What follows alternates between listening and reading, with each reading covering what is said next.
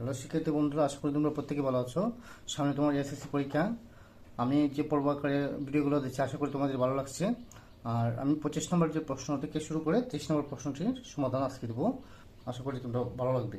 আর প্রশ্নের যে সমাধানগুলো আছে এগুলো আমি এখন দিচ্ছি তোমাদের। প্রথম লেখা আছে 25 নম্বরে 8, 6, 2, 9, 10, 13 উৎপাদ্যের গড় কত? আমরা জানি উৎপাদ্যের গড় সমান সমান কি হবে?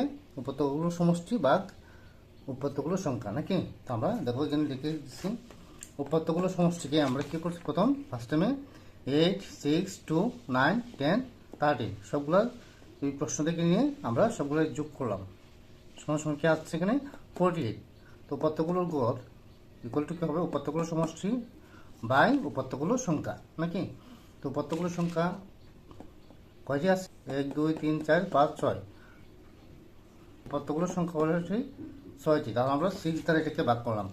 48কে 6 দ্বারা ভাগ করলে মানে টোটাল যোগ করবো 48। উৎপাদ্যগুলোর গড় সূত্র হলো কি? উৎপাদ্যগুলোর সমষ্টি পাই উৎপাদ্যগুলোর সংখ্যা। তাহলে 48কে 6 দ্বারা ভাগ করার পরে আপনি কি পাবো? 8 পাবো। তাহলে নির্ণয় গড় হলো 8। তারা আশা করি 25 নম্বর প্রশ্নের সমাধানটি পেয়েছ।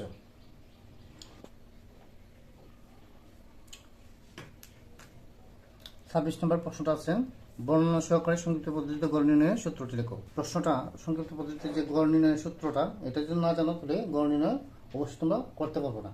আমার অনেকেই জানো এটা সংক্ষিপ্ত পদ্ধতিতে কীভাবে গড় নির্ণয় করতে হয়, তো আমি এটা দেখাচ্ছি।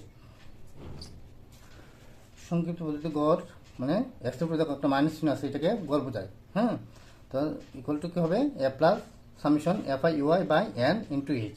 তো এখানে এক্সের উপরে দেখো যে মাইনাস চিহ্ন আছে, এটাতে কি বোঝানো হয়? গড়। এ হলো আনুমানিক গড়, এফ আই গণসংখ্যা, এক্স হলো শ্রেণীর মধ্যমান, ইউআই হলো কি দাব বিস্তৃতি, আবার এন হলো মোট গণসংখ্যা, আর এইচ হলো শ্রেণীব্যক্তি। আশা করি আমরা এটা কি বর্ণনা সহকারে এটা ব্যাখ্যা করে দেখাইলাম তোমাদের। আচ্ছা, 27 নং সংক্ষিপ্ত পদ্ধতিতে গড় নির্ণয় করো। তো এবার আমি সমাধানটা দেখাচ্ছি। 27 নং সংক্ষিপ্ত পদ্ধতিতে কীভাবে গড় নির্ণয় করতে হয় সেটা আমি দেখাচ্ছি তোমাদের। প্রথমেই আমি লিখে নিলাম সংক্ষিপ্ত পদ্ধতিতে গড় নির্ণয়ের সারণী। তো সারণী আমার কি করতে হবে? এখানে যেহেতু প্রশ্নে উল্লিখিত প্রশ্নটাকে বুঝবা 1, 2, 3, 4, 5, 6। তো এখানে কয়টা আছে? এখানে 1, 2, 3, 4, 5, 6 6টি আছে, নাকি? তাহলে আমার এদিকে লম্বায় গড় বানাইতে হবে কয়টি? 7টি। 1, 2, 3, 4, 5, 6, 7। ঠিক আছে। আবার সংক্ষিপ্ত পদ্ধতিতে গড়ের ক্ষেত্রে কিন্তু দেখো শ্রেণীব্যাপ্তি, শ্রেণীর মধ্যমান, গণসংখ্যা, দাব বিচ্যুতি, গণসংখ্যা একটু দাব বিচ্যুতি, মানে 1, 2, 3, 4, 5 এইটাই হলো কয়টি? সব ক্ষেত্রেই। এখন মনে করো শ্রেণী মানে এগুলোর সামনে এসে কটা? 1, 2, 3 4টে এসে, তাহলে এইভাবে কয়টা করতে হবে? 5টি করতে হবে। কিন্তু এদিকে তোমার কয়টা করতে হবে? কিনে 6টি থাকলে করতে হবে 7টি, 5টি থাকলে এইভাবে 5টি থাকলে করতে হবে কিনে 6টি। মনে করি এখানে আছে 3টি, মনে করি 1, 2, 3 1, 2, 3 পর্যন্ত, বা 3 পর্যন্ত আসছে এখানে এতটুকু ভিতরে। তো আমার কয়টা গোল করতে হবে এদিকে? এখানে কয়টা আছে? 1, 2, 3, 4। তো 4টি থাকলে হবে 5টি। আশা করি তোমরা বিষয়টা বুঝতে পারছো। এখন কি হবে? 31, 40, 31কে 31 প্লাস 40।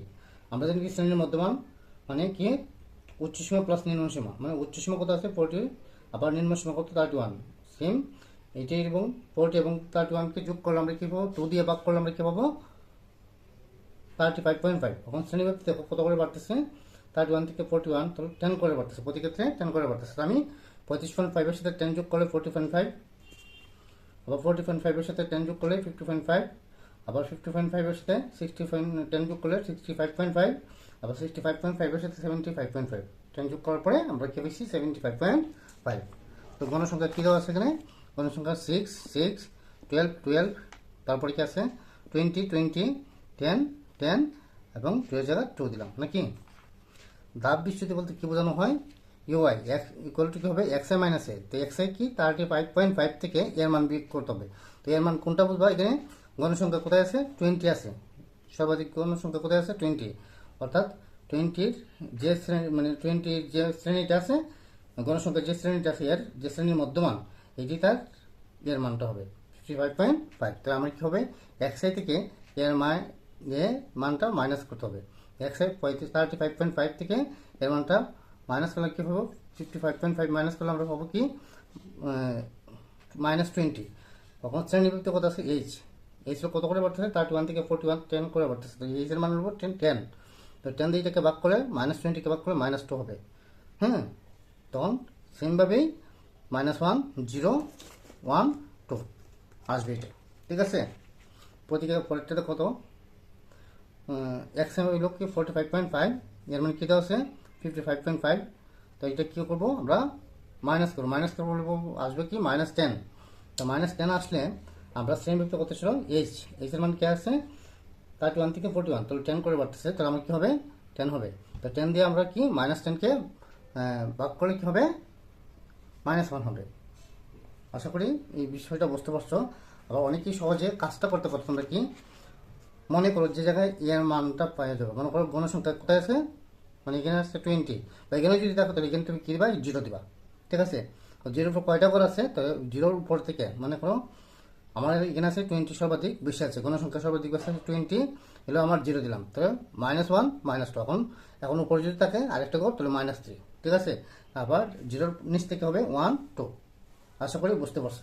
এখন দেখো 6 × -2 -12, 12 into -1 -12, 20 into 0 হলো 0, 10 into 1 10, আর 2 into 2 কত যদি 4, তো প্লাস করলে সবগুলোকে প্লাস করলে আমরা কি হবে -10 কেন হবে, তো -12 হলো 24 নাকি, তো মাইনাস হবে কি -24, তো -24 থেকে 24 থেকে -14 মাইনাস করলে -10 হবে।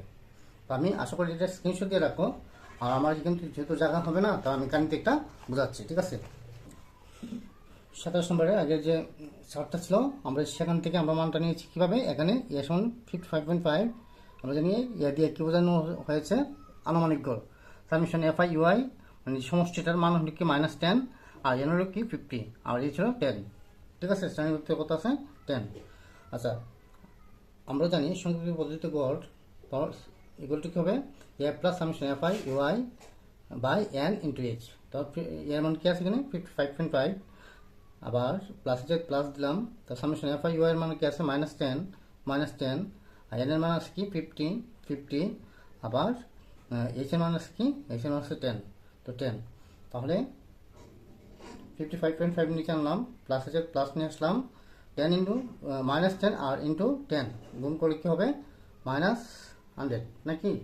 তো আমার এই 50 দ্বারা -100কে আমরা কী করবো ভাগ করতে হবে, তো 55.5 এর সাথে 55.5 নিচে নিয়ে আসলাম, যে মানটা নিচে আসলাম, প্লাসে মাইনাস কী হবে মাইনাস, এটা দিতে ভাগ করলে আমরা কী হবে এখানে 2 পাবো, এটা কি 2 পাবো নাকি। তাহলে 55.5 থেকে -2 করলে কি 53.5, তো আমার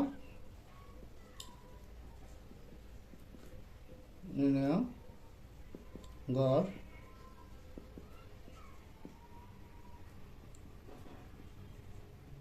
53.5। আশা করি তোমরা বুঝতে পারছো। 28 নম্বর প্রশ্নটা অনেক গুরুত্বপূর্ণ, মানে বহু নির্বাচনের ক্ষেত্রে এটা আসবে, হ্যাঁ এগুলো আসে। তো আমি এই একই টপিকের মানে 3টে প্রশ্ন করলাম এখানে। উপাত্তের গড় 50 এবং উপাত্তের সমষ্টি 2050 হলে উপাত্তের সংখ্যা কত, এটি বলো তো কিসের জন্য, এটা গড়, মানে এই যে আমরা ছোটোবেলা 6-7 যে অঙ্কগুলো করেছিলাম উপাত্তের সংখ্যা, হ্যাঁ উপাত্ত গড় নির্ণয় করবো কীভাবে, এইগুলো থেকে আমি একটা বানিয়েছি, এগুলো বোর্ড থেকে আমি নিয়েছি। উপাত্তের গড় হলো 50 এবং উপাত্তের সমষ্টি 2050 হলে উপাত্তের সংখ্যা কত। তারপরে বলছে উপাত্তের সংখ্যা 5 এবং উপাত্তের সংখ্যা উপাত্তের গড় হলো 5 হলে উপাত্তের সমষ্টি কত। মানে এই টপিক 3টা প্রশ্ন একটু বুঝে নিও, আশা করি তোমাদের উপকারে আসবে। আমি এখন 28 নম্বর প্রশ্ন সমাধানটি দিচ্ছি। দেওয়া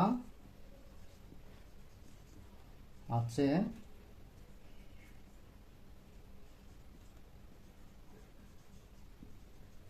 উপাত্তের গড় ইকুয়াল টু 50, উপাত্তের সমষ্টি কত দেওয়া আছে এখানে 2050, কমা দিলাম,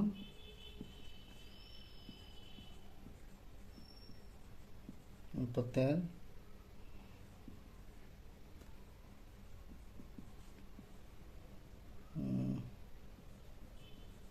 সমষ্টি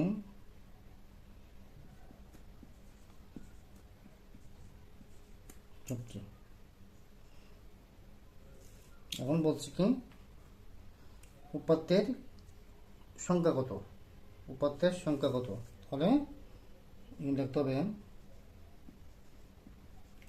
আমরা জানি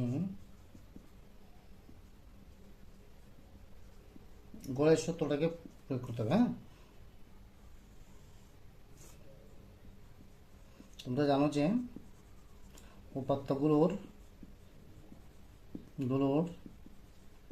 সমষ্টি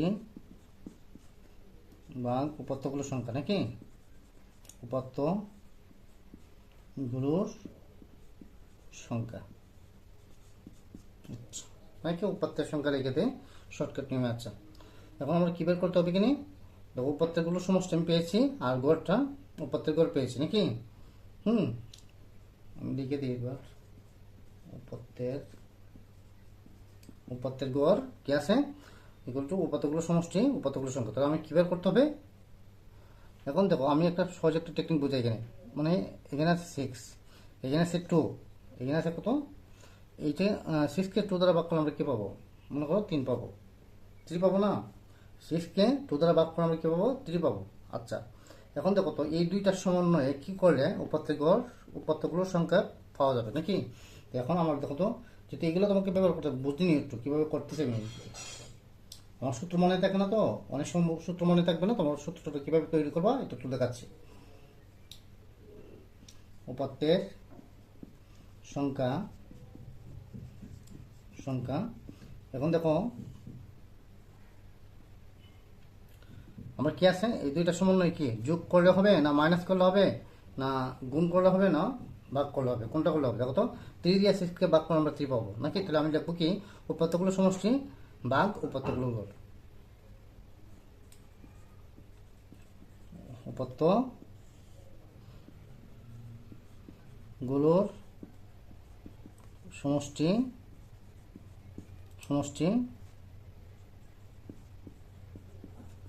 উপাত্তগুলোর গড়। তাহলে উপাত্তের গড় কত আছে কিনা 50, নিচের মান তুলব কি 50, আবার উপাত্তগুলোর সমষ্টি কত হয়েছিল 2050।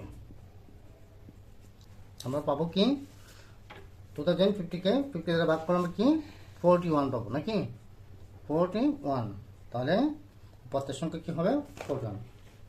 সুতরাং উপাত্তের সংখ্যা 41। আশা করি 28 নম্বর প্রশ্ন সমাধানটা পেয়েছ। আর এই সূত্রতে হলো আমাদের নগর পিতা, আর নগর পিতা থেকে ওনার নগর পিতার ছেলে হলো কয়জন, ছেলে মেয়ে আছে 2 জন। একজন হলো কি যেহেতু উপাত্তের গড়ের সূত্র হলো উপাত্তগুলো সমষ্টি, ওই বংশ পরম্পরায় আমরা পেয়েছি কি উপাত্তের সংখ্যার সূত্র পেয়েছি একটা, আর আমরা পরের ক্লাসে আরেকটা অঙ্ক আছে উপাত্তগুলো সমষ্টির সূত্র নির্ণয় করতে পারবো। আশা করি তোমরা এই সূত্রগুলো একটু বুঝে নিও, বহু নির্বাচনীতে কাজে লাগবে। 29 নম্বর আছে উপাত্তের সংখ্যা 15 এবং উপাত্তের গড় হলো 5 হলে উপাত্তের সমষ্টি কত।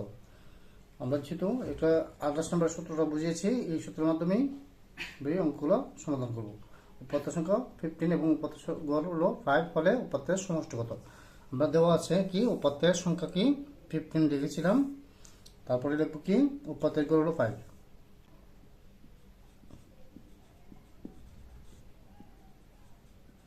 উপাত্তের গড় সমান 5। তাহলে আমরা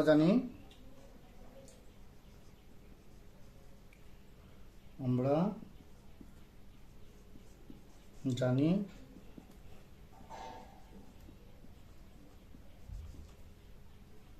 উপাত্তের গড় অবশ্যই লিখেছিলাম তোমাদের 28 নম্বর প্রশ্নতে, উপাত্তগুলোর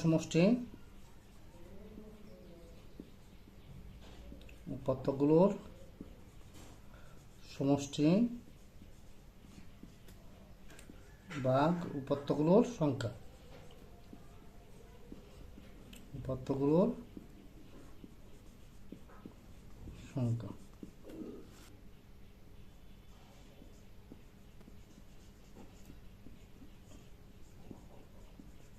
তথ্যগুলোর সমষ্টি। সূত্রটা হবে কি, উপাত্তের গড় ইন্টু উপাত্তর গড় ইন্টু উপাত্তগুলোর সংখ্যা। তো গুলোর সংখ্যা, উপাত্তের কত বেশি, 5 গুণ উপাত্তগুলোর সংখ্যা পেয়েছি 15, তাহলে 75।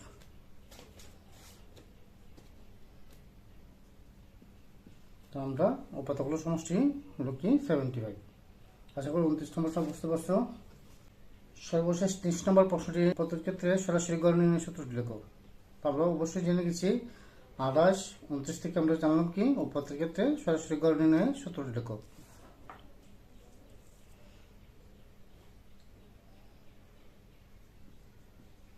গড় নির্ণয়ের উপাত্তের ক্ষেত্রে, হ্যাঁ, উপাত্তের ক্ষেত্রে গড় নির্ণয়ের সূত্রটি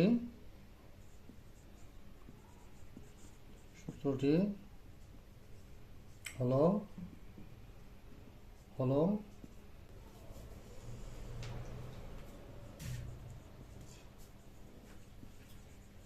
উপাত্ত গুলোর সমষ্টি ভাগ উপাত্তগুলোর সংখ্যা। উপাত্তগুলোর সংখ্যা। আশা করি তোমরা 30 নম্বর প্রশ্ন সমাধানটি পেয়েছো। আমাদের ষষ্ঠ ভিডিও লেখার জন্য আমন্ত্রণ রইল এবং সবাইকে সাবস্ক্রাইব করে রাখবা পরবর্তী ভিডিও পাওয়ার জন্য। ধন্যবাদ সবাইকে।